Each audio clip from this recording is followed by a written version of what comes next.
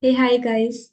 So in this session, we'll see Python introduction and agenda of this meeting is to understand what is Python, what is history of Python, what is features of Python, and where to use the Python. So basically, Python is high-level object-oriented programming language, just like Java, and everything is based on object only. And Python is open source, so it is free of cost. It is available on internet. We can easily download and install in our machine.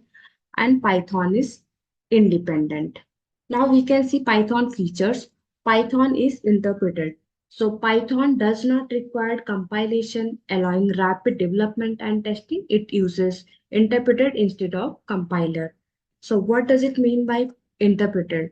Interpreted means it executes the code line by line and purely object oriented.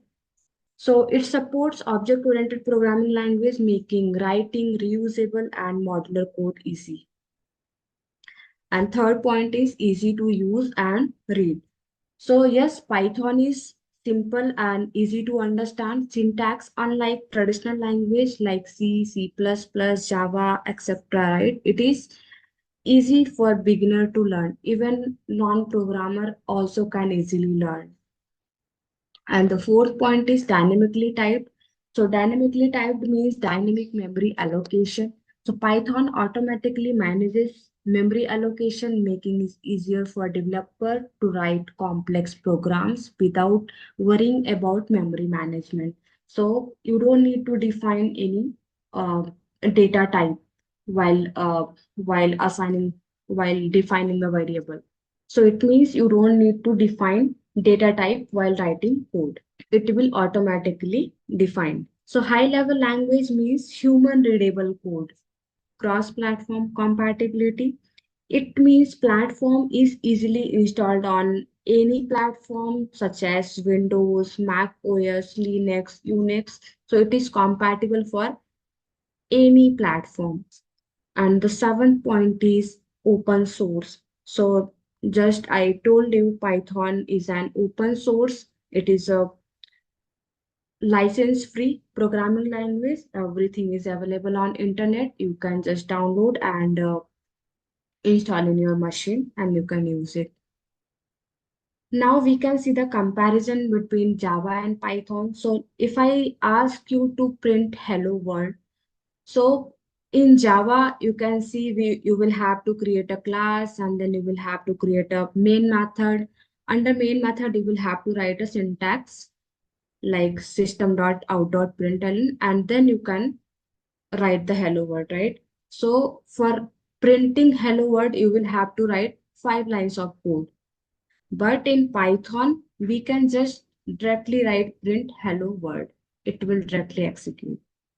So it's a very easy, a very simple to understand. Now we can see Python used in various application, right? So we can use Python in web development, we can use in testing, we can use in data analysis, data science, artificial intelligence, machine learning. So nowadays, most of the company already using Python. So now we can move into history, history of Python. So the implementation of Python was started in December 1989 by Guido van Rossum at CWI in Netherlands. And in February 1991, the first public version of Python, that is 0.9, was released. And this marked the official birth of Python as an open source project.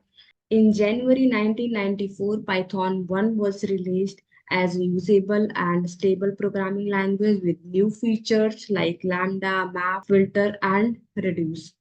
And in October 2000, Python 2 was released, which introduced new features such as list comprehensions, garbage collection, and support for Unicode. And in December 2008, Python 3 was released, that is also called Py3K. Python 3 introduced several backward incompatible changes to improve code readability and maintainability. And throughout 2010, Python's popularity increased, particularly in fields like data science, machine learning, and web development. So in next session, we will see how to install Python. Thank you guys for watching this video.